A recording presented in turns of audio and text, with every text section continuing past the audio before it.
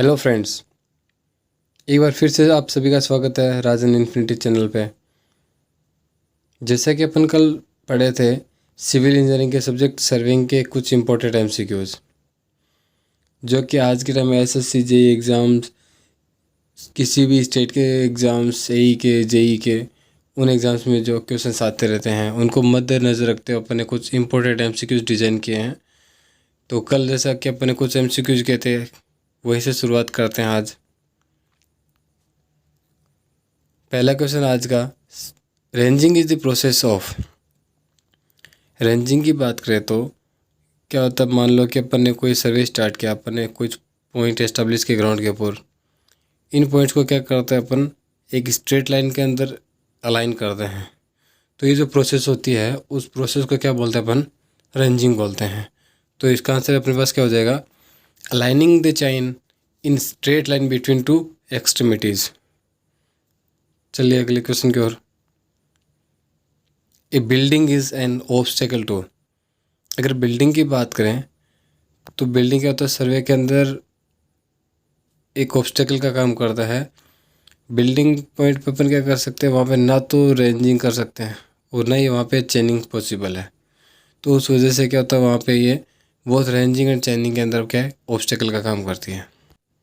चलिए अपना अगला क्वेश्चन है, which of the following method of offset involves in the measurement of less measurement on the ground. अगर बात करें मेथड ऑफ ऑफसेट की, जिसके अंदर लेस मेजरमेंट रहते हैं ग्राउंड के ऊपर, तो उस मेथड को अपन क्या बोलते हैं, मेथड ऑफ परपेंडिकुलर ऑफसेट। क्योंकि रिमेनिंग जो मेथड है, मेथड ऑफ ऑब्लिक ऑफसेट और मेथड ऑफ टाई, इनके अंदर क्या होता है, मैक्सिमम नंबर ऑफ ऑफसेट्स अपने को कंसिडर करने पड़ते हैं। जबकि अगर बात करें मेथड ऑफ परपेंडिकुलर ऑफसेट की, तो वहाँ पे अपने पास क्या होते हैं, लेस मेजरमेंट्स रखने पड़ते हैं on the ground. Next question, the rise and fall method of levelling provide a complete check on. अगर राइज और फॉल मेथड की बात करें तो इस मेथड में अपन क्या करते हैं, कहीं भी मान लो एक पॉइंट पे अपन ने अपना इंस्ट्रूमेंट सेटअप कर लिया, तो उस पॉइंट से अपन क्या करते हैं, नंबर ऑफ ऑब्जर्वेशन क्या करते हैं, maximum number of observation clear कर सकते हैं। क्योंकि राइज और फॉल मेथड अपन वहाँ पे यूज़ में लेते हैं जहाँ पे जनरली क्या होता है, ग्राउंड अपने क्या होता है, फ्लैट सरफेस रहती है। एंडुलेटिंग एरिया में अपन में यूज़ लेते हैं हाइट ऑफ इंस्ट्रूमेंटल मेथड। तो इसका अपन आंसर क्या हो जाएगा, ऑल ऑफ दी अबव, मतलब बैक साइड भी, फोर साइड और इंटरमीडिएट साइड। नेक्स्ट क्वेश्चन,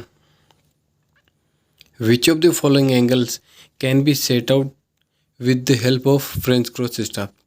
अगर फ्रेंच क्रॉस स्टाफ की बात करें तो उसके थ्रू अपन क्या कर सकते हैं, 45 degree angle, 90 degree angle, 135 degree angle, ये सारे एंगल अपन इससे क्या कर सकते हैं, सेट आउट कर सकते हैं। तो इसका आंसर क्या हो जाएगा अपने पास, आइदर 45 डिग्री और 90 डिग्री।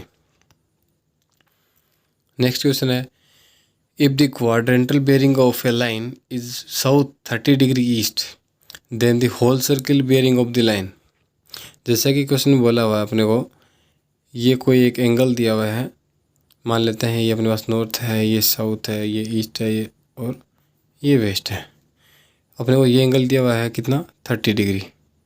होल सर्किट बेयरिंग की बात करें तो होल सर्किट बेयरिंग अपन कहाँ से मेजर करते हैं, ट्रू नॉर्थ से। तो अपने पास ये एंगल क्या हो जाएगा, 180 डिग्री माइनस 30 डिग्री। तो अपने पास आंसर क्या आ जाएगा, 150 डिग्री। तो अपना आंसर क्या हो जाएगा, option number B. A negative declination shows that the magnetic meridian is to the. अगर बात करें नेगेटिव डिक्लाइनेशन की, तो क्या होता है, अपने पास मान लेते हैं ये अपने पास क्या दिया हुआ है, ये है अपने पास ट्रू नॉर्थ और ये अपने पास ट्रू साउथ। सपोज करते हैं कि अपने पास नेगेटिव डिक्लाइनेशन है। डिक्लाइनेशन का मतलब होता है ट्रू मेरिडियन और मैग्नेटिक मेरिडियन के बीच में जो एंगल बनता है वो। अगर ये एंगल वेस्ट साइड में है तो इसको बोलते हैं अपन नेगेटिव डिक्लाइनेशन। अगर यही एंगल अपने पास क्या होता है, ईस्ट साइड में होता है, तो इसको अपन क्या बोलते हैं, पॉजिटिव डिक्लाइनेशन। इसका अपना आंसर क्या हो जाएगा, western side to the true meridian. Next question, the sensitivity of a bubble tube can be increased by. अगर सेंसिटिविटी की बात करें एक बबल ट्यूब की, तो इसको क्या अपन किससे इंक्रीज़ कर सकते हैं, उसका डायमीटर इंक्रीज़ करके, उसके साथ साथ में उसकी रेडियस इंक्रीज़ करके और लेंथ को इंक्रीज़ करके अपन उसके रेडियस को सेंसिटिविटी को क्या कर सकते हैं, इंक्रीज़ कर सकते हैं। इसके अलावा अपन अगर विस्कोसिटी ऑफ फ्लूइड है उसको इंक्रीज़ करके भी उसको अपन इंक्रीज़ कर सकते हैं। Next question, while doing leveling in undulating terrain it's preferable to set an angle on। अगर बात करें अपन अंडुलेटिंग ग्राउंड की तो वहाँ पे अपन को क्या करते हैं, अपने लेवलिंग इंस्ट्रूमेंट को कहाँ सेटअप करते हैं, स्लोप के कोई एक पॉइंट पे, जहाँ से अपन क्या कर सकते हैं, बोथ साइड मेजरमेंट इजीली कर सकते हैं। तो उससे अपन के पास क्या होता है कि एक्यूमुलेशन ऑफ एरर कम्स होता है। अगर इसको अपन टॉप पे कहीं शिफ्ट कर लेंगे तो अपन बोथ साइड के अंदर अपन मेजरमेंट नहीं ले सकते हैं। उस वजह से अपन इसको क्या कहाँ सेटअप करते हैं, one side of the slope. Next question, dumpy level is most suitable when. अगर डंपी लेवल की बात करें तो डंपी लेवल मोस्टली अपन वहाँ प्रेफर करते हैं जहाँ पे क्या होता है अपने पास ग्राउंड कुछ फ्लैट रहता है, क्योंकि फ्लैट ग्राउंड रहेगा तो अपन वहाँ पे क्या करेंगे, नंबर ऑफ ऑब्जर्वेशन ले सकते हैं exact.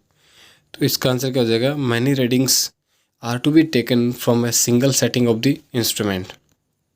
Next question, sensitivitiness of a level tube is designated bye.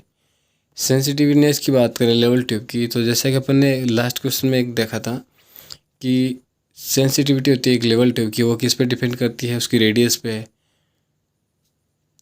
तो इसका आंसर भी क्या हो जाएगा अपने पास, radius of the level tube.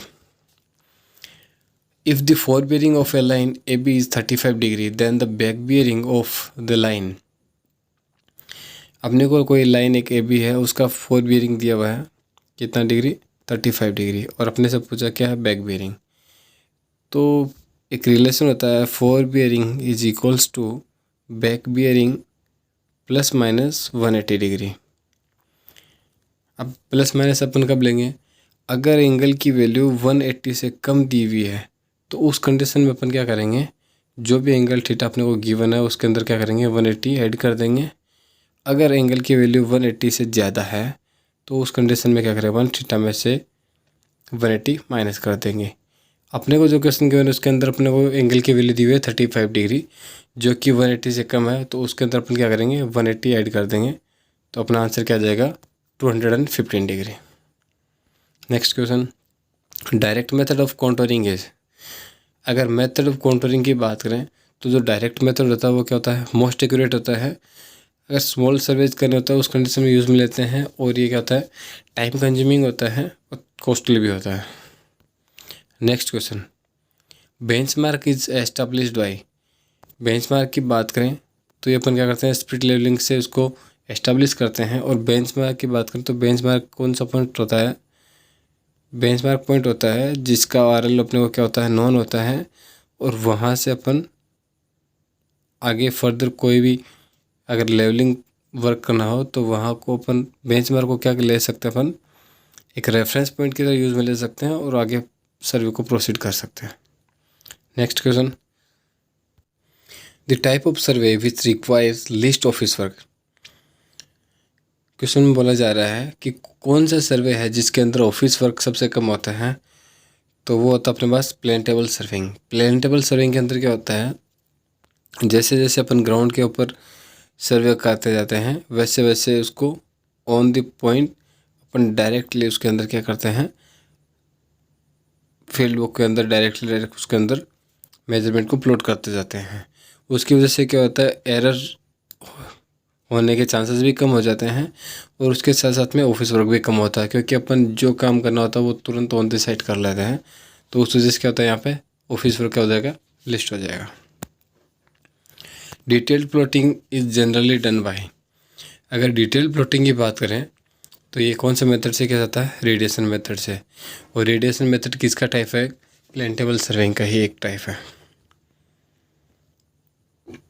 A series of closely spaced contour line represent है। अगर बात करें कॉन्टूर लाइन की, अगर उनकी सीरीज क्लोजली स्पेस्ड है तो वो क्या शो करेगी अपने पास, एक स्टिप स्लोप। वहीं पे अगर ये स्पेस थोड़ा डिस्टेंट है तो वहाँ पे या तो क्या होगा, अपने पास जेंटल स्लोप होगा या तो कोई फ्लैट ग्राउंड होगा। तो अपना इसका आंसर क्या हो जाएगा, steep slope. Next question, 3 point problem can be solve by. 3 point problem जैसे अपन सबको पता है कि एक प्लेन टेबल सर्विंग का ही एक टाइप है। प्लेन टेबल सर्विंग के अंदर रिसेक्शन मेथड के अंदर उसका ही टाइप क्या है, 2 पॉइंट प्रॉब्लम और 3 पॉइंट प्रॉब्लम।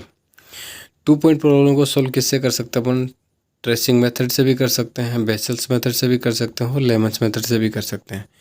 तो इसका आंसर अपने पास क्या हो जाएगा, all of the above. Next question, an imaginary line lying throughout the surface of ground and preserving a constant declination to the horizontal is known as।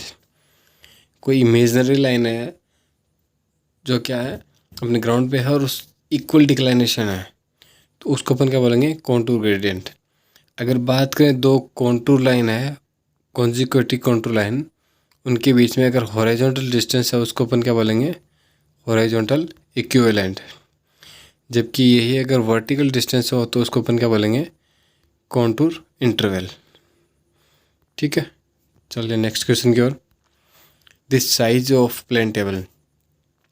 Plane table की standard size क्या होती है अपना, 600 mm by 750 mm। Next question, the instrument use for accurate centering in plane table survey. अगर accurate centering की बात करें, मान लेते हैं कि अपन ने कोई प्रोसेस स्टार्ट किया कोई सर्वे का, तो मान लेते हैं कि अपने पास प्लेन टेबल है और यहाँ पे ग्राउंड पे कोई पॉइंट है, उस पॉइंट को अपन क्या करते हैं, प्लेन टेबल के ऊपर लेके आता है ना, तो उस प्लेन टेबल पे लाने के लिए एक इंस्ट्रूमेंट यूज में लिया जाता है, उसको क्या बोलते हैं अपन, plumbing probe. Next question, the resection by 2 point problem as compare to 3 point problem. अगर रिसेक्शन मेथड की बात करें तो मान लेते हैं अपने पास दो मेथड होते हैं रिसेक्शन के, 2 पॉइंट प्रॉब्लम है, 3 पॉइंट प्रॉब्लम। तो 2 पॉइंट प्रॉब्लम के अंदर अपने को क्या होता है, नंबर ऑफ लेबर्स जो रिक्वायरमेंट होती है वो क्या होती है, इंक्रीज हो जाती है, क्योंकि वहाँ पे अपने पास डाटा कम रहता है, उस वजह से अपने पास ज़्यादा लेबर की रिक्वायरमेंट पड़ती है और ये टाइम कंज्यूमिंग भी होता है।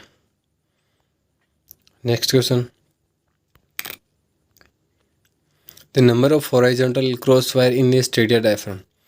अगर स्टेडिया डायफ्राम के अंदर बात करें तो क्रॉस वायर कितने होते हैं अपने पास, 3 होते हैं, जैसे कि डायग्राम में दिख रहा है, ये 3 वायर होते हैं, इसको अपन बोल देते हैं S1, ये हो गया अपन S2।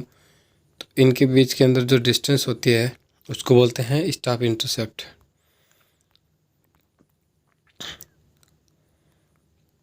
तो अपने पास कितने वायर हो गए, total number of cross wire कितने हो गए, 3। Next question, the multiplying constant of A theodolite. अगर थियोडोलाइट की बात करें तो उसके थ्रू जो डिस्टेंस मेजर करते हैं उसकी इक्वेशन होती है अपने पास D=KS+C, जहाँ पे K अपने पास क्या होता है, मल्टीप्लाइंग कांस्टेंट, और C होता है अपने पास एडिटिव कांस्टेंट। इनकी वैल्यू की बात करें तो इनकी वैल्यू स्टैंडर्ड वैल्यू होती है, मल्टीप्लाइंग कांस्टेंट की होती है 100 और एडिटिव कांस्टेंट की होती है अपने पास 0। इनकी इक्वेशन की बात करें तो मल्टीप्लाइंग कांस्टेंट होता है अपने पास F/I, जबकि एडिटिव कांस्टेंट की बात करें तो ये होता है अपने पास F+D। तो इसका अपना आंसर क्या हो जाएगा, F/I। Next question, substance bar is an instrument use for. अगर सब्सटेंस बार की बात करें तो ये क्या करता है अपने पास, measurement of horizontal distance in undulating area. अगर अंडुलेटिंग एरिया है वहाँ पे अपन को अगर मेजरमेंट करना है, अगर हॉरिजॉन्टल डिस्टेंस को मेजर करना है तो उस कंडीशन में अपने पास सब्सटेंस बार को यूज़ में लिया जाता है, क्योंकि वहाँ पे इसके थ्रू अपन ईजिली मेजरमेंट कर सकते हैं, जबकि अदर इंस्ट्रूमेंट से सर्विंग थोड़ा डिफ़िकल्ट हो जाता है। आज के लिए बस इतना ही, मिलते हैं अगले वीडियो में, तब तक के लिए जय हिंद, जय जवान, जय किसान। अगर वीडियो अच्छा लगे तो please like, share and subscribe.